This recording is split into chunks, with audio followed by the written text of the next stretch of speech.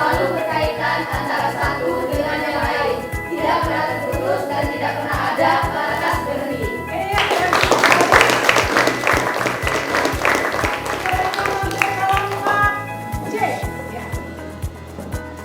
Motivasi belajar dari kelompok C adalah belajar seperti menanam satu biji tumbuhan di bumi.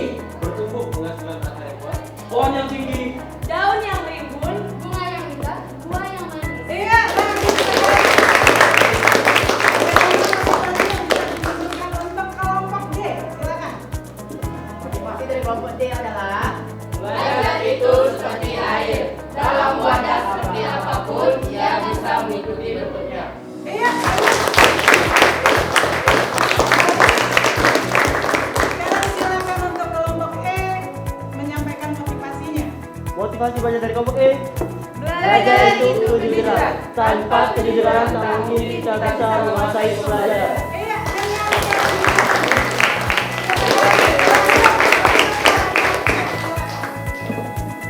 Motivasi belajar dari kelompok F ialah belajar itu berisi cinta. Dengan cinta, kami memiliki motivasi yang kuat dan tidak gampang menyerah.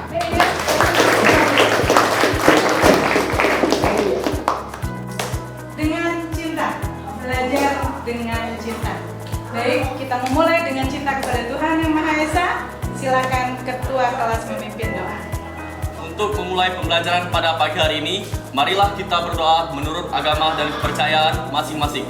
Berdoa dimulai.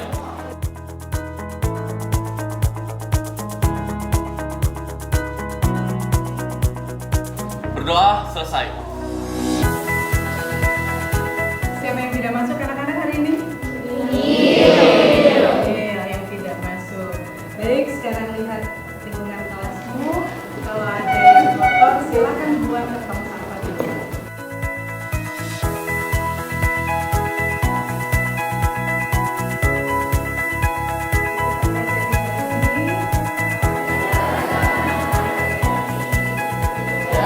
Keanekaragaman hayati Indonesia. Kita lihat KD yang akan kita pelajari. Nah, KD yang akan kita pelajari adalah KD 32, menganalisa berbagai keanekaragaman hayati Indonesia, ancaman dan usulan pelestariannya. Kedua, kita akan mempelajari di KD 4.2, menyajikan hasil observasi berbagai tingkat keanekaragaman hayati Indonesia dan usulan pelestariannya. Lalu apa tujuan kita? Tujuan pembelajaran kita hari ini menjelaskan konsep keanekaragaman atau biodiversitas.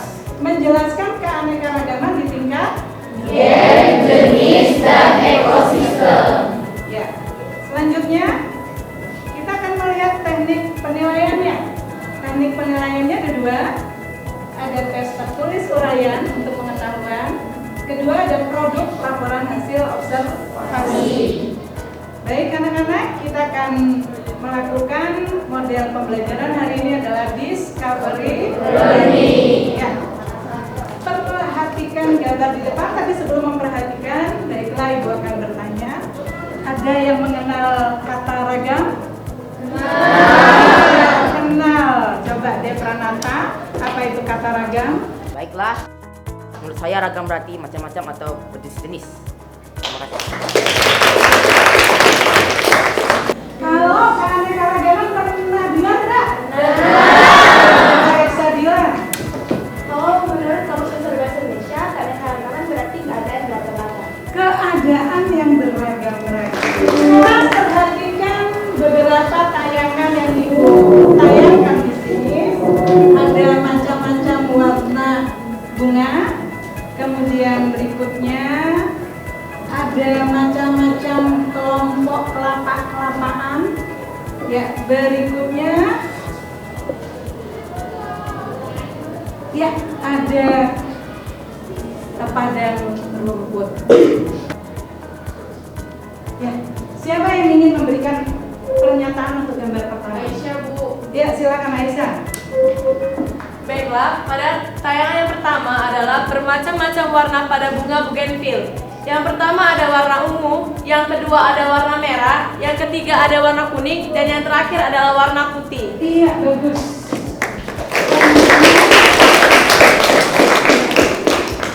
Selanjutnya pada tayangan kedua siapa yang ingin memberikan pernyataan, Amanda? Penayangan yang kedua menunjukkan jenis-jenis tumbuhan. Yang pertama itu merupakan tumbuhan sawit, yang kedua itu merupakan tumbuhan kelapa, yang ketiga itu merupakan tumbuhan salak, yang keempat merupakan tumbuhan aren, dan yang kelima merupakan tumbuhan kurma. Iya, bagus. Ya. Kenapa ya kok muncul beragam-ragam warna bunga, beragam-ragam bentuk jenis tumbuhan, kemudian beragam-ragam makhluk hidup yang hidup di sebuah tempat. Kira-kira kenapa ya? Ya, silakan Audrey.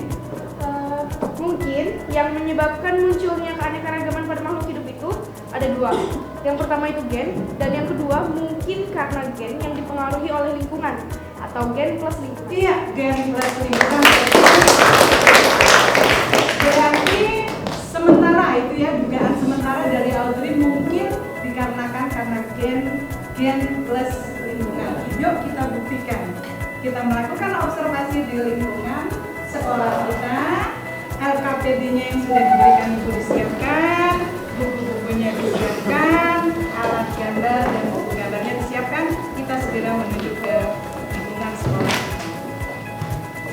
Kalau sudah selesai semua, supaya tidak tabrak-tabrakan, kelompok A silakan keluar dulu, diikuti kelompok B, C, D, E, F. Silakan. Ya.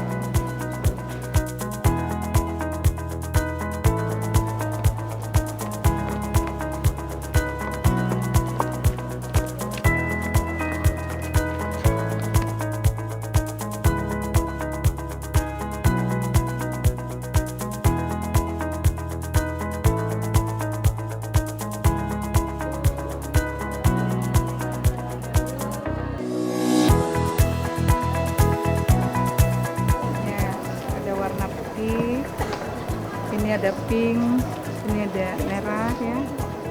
Oh, ada pink juga di ujung sana.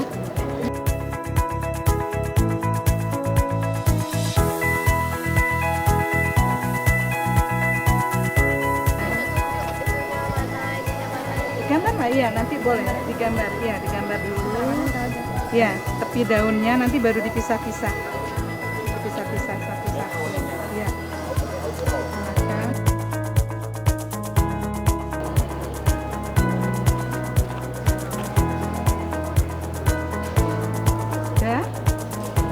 Ujung daunnya mana ini dia ya, kita lihat nih, ini kita lihat yang besar nih. Nah ini ujung daunnya, jadi kalau menggambar betul-betul ya, ini tepi daunnya, ini pertulangannya ya, gambar silakan.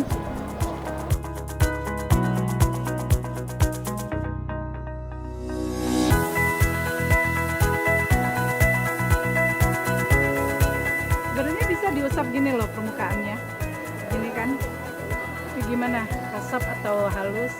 Oh, kan bisa tuh. Nah,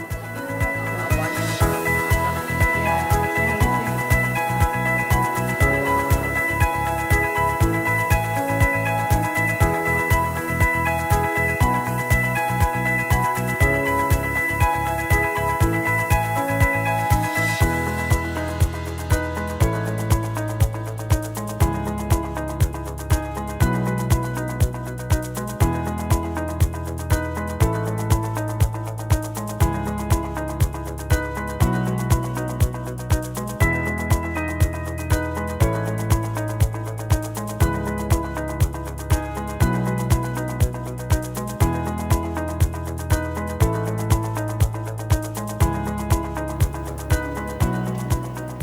Untuk melengkapi data hasil observasi kalian, silakan sekarang mencari buku sumber dan membuka internet. Ya, silakan. Ibu kasih waktu 15 menit, ya.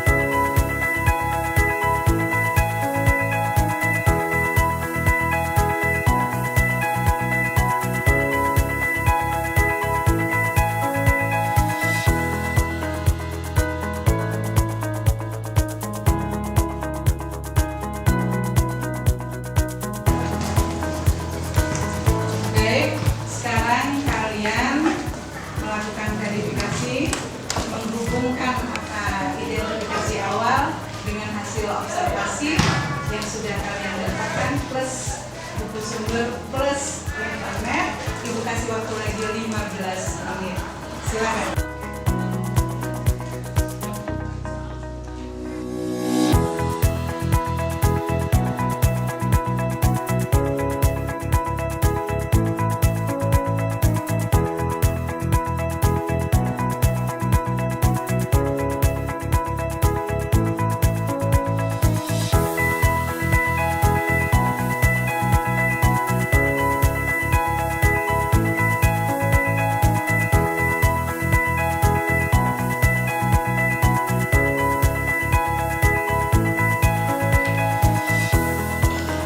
Sekarang kita mencoba mengambil kesimpulan, ya.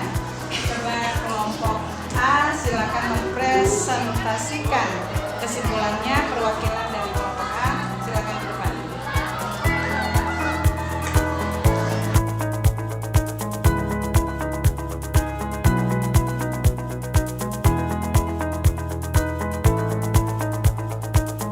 Nah, kesimpulan dari kelompok A adalah berdasarkan hasil observasi pada daun, akar, batang, dan bunga tumbuhan mawar merah, putih, kuning, dan pink memiliki bentuk yang sama. Namun, warna bunganya berbeda-beda. Setelah kami membaca dari berbagai buku sumber, kami menyimpulkan bahwa warna bunga mawar yang berbeda-beda dipengaruhi oleh faktor dari dalam tubuh tumbuhan bunga mawar, yaitu faktor genetik atau gen. Sekian, terima kasih. Wassalamualaikum warahmatullahi wabarakatuh.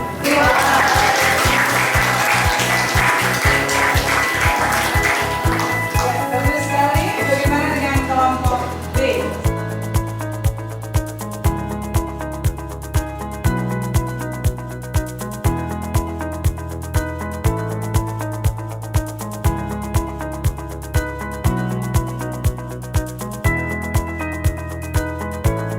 Assalamualaikum warahmatullahi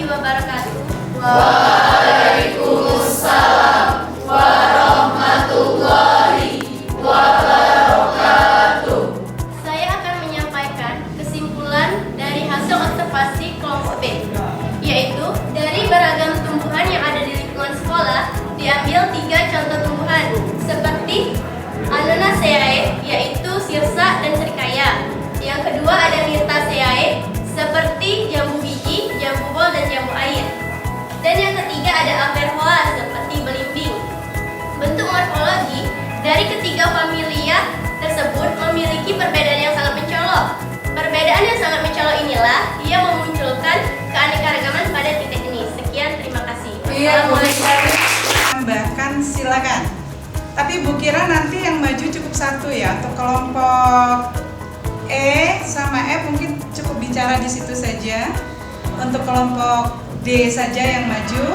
Kemudian nanti yang menuliskan kesimpulan yang terakhir ya.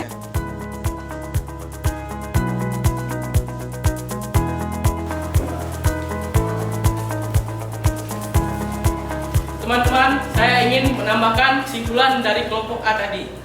Setiap sifat organisme makhluk hidup dikendalikan oleh sepasang faktor keturunan atau gen. Kira-kira gambarnya akan menjadi seperti ini. Gen terdapat di dalam kromosom. Kromosom terdapat dalam inti. Inti berada dalam sel. Ini adalah sel. Ini adalah inti sel. Dan ini adalah kromosom.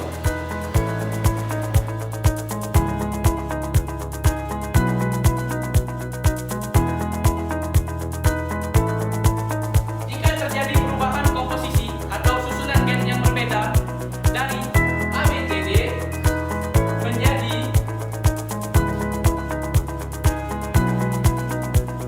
ACDB, maka inilah yang dinamakan, yang menyebabkan terjadinya keanekaragaman. Terima kasih. Iya, bagus. Bagaimana dengan kelompok E? Silakan. Baiklah, di sini saya tidak menemukan perbedaan, saya tidak menyesuaikan, saya hanya menambahkan kesimpulan dari kelompok A. Keanekaragaman genetik juga bisa dipengaruhi oleh faktor lingkungan. Dua individu yang memiliki struktur dan gen yang sama tentu punya bentuk yang sama. Sebagai contoh, bibit yang diambil dari mangga yang memiliki sifat genetik berbuah besar tidak ditanam pada area yang berbeda. Ada kemungkinan buah yang nakira tidaklah besar seperti yang dimiliki oleh ibunya. Terima kasih. Iya. Assalamualaikum warahmatullahi wabarakatuh. Waalaikumsalam warahmatullahi wabarakatuh. Baiklah, saya di sini hanya ingin menambahkan beberapa contoh keanekaragaman ekosistem. Yang pertama, ekosistem air tawar didominasi oleh ganggang. Yang kedua, ekosistem pantai didominasi oleh formasi Pescapre dan Barringtonia. Formasi Pescapre sendiri adalah tumbuhan yang berada di pesisir pantai yang didominasi oleh Icomia Pescapre. Dan Barringtonia sendiri contohnya adalah maksud saya memiliki salah satu contoh dari Barringtonia. Contohnya adalah butun, tumbuhan yang tumbuh di wilayah tropika. Selanjutnya, padang rumput didominasi oleh tumbuhan rumput. Selanjutnya, gurun didominasi oleh kaktus. Dan yang terakhir, ekosistem hutan hujan tropis didominasi oleh tumbuhan epifit dan liana atau rotan. Tumbuhan epifit sendiri adalah tumbuhan yang tumbuh dengan cara menumpang pada tumbuhan lain, tetapi tidak merugikan tumbuhan lain tersebut. Terima kasih.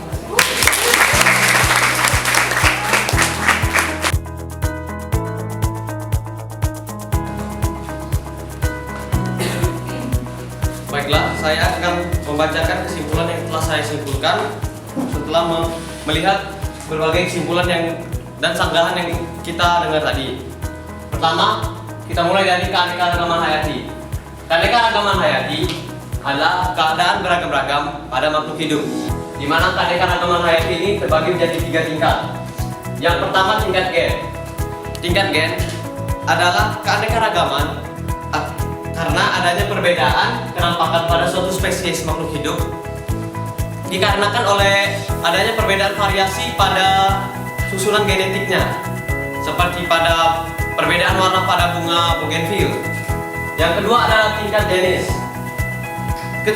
Keanekaragaman hayati tingkat jenis adalah adanya perbedaan yang dapat kita temukan pada berbagai jenis atau spesies yang masih satu familia atau genus yang sama. Dan ketiga yang terakhir adalah keanekaragaman hayati tingkat ekosistem. Adalah keanekaragaman makhluk hidup akibat adanya suatu kesatuan hubungan timbal balik antara faktor biotik, yaitu makhluk hidup itu sendiri, dan lingkungannya. Sekian kesimpulan dari saya. Terima kasih. Baik, sekarang silakan dicatat.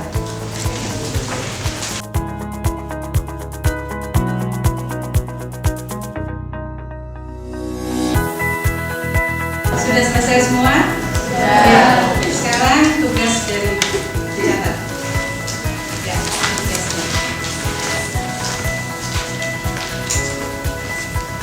Tuliskan 5 contoh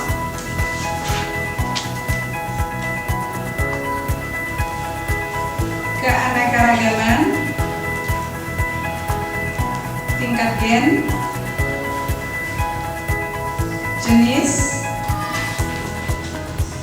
ekosistem,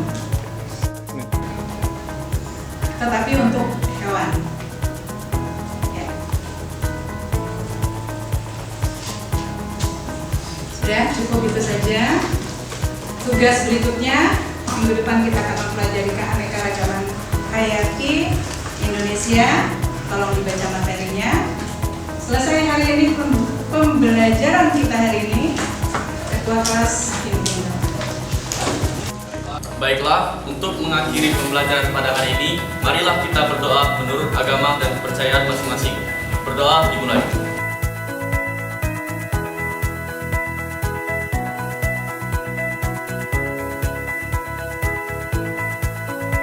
Doa selesai.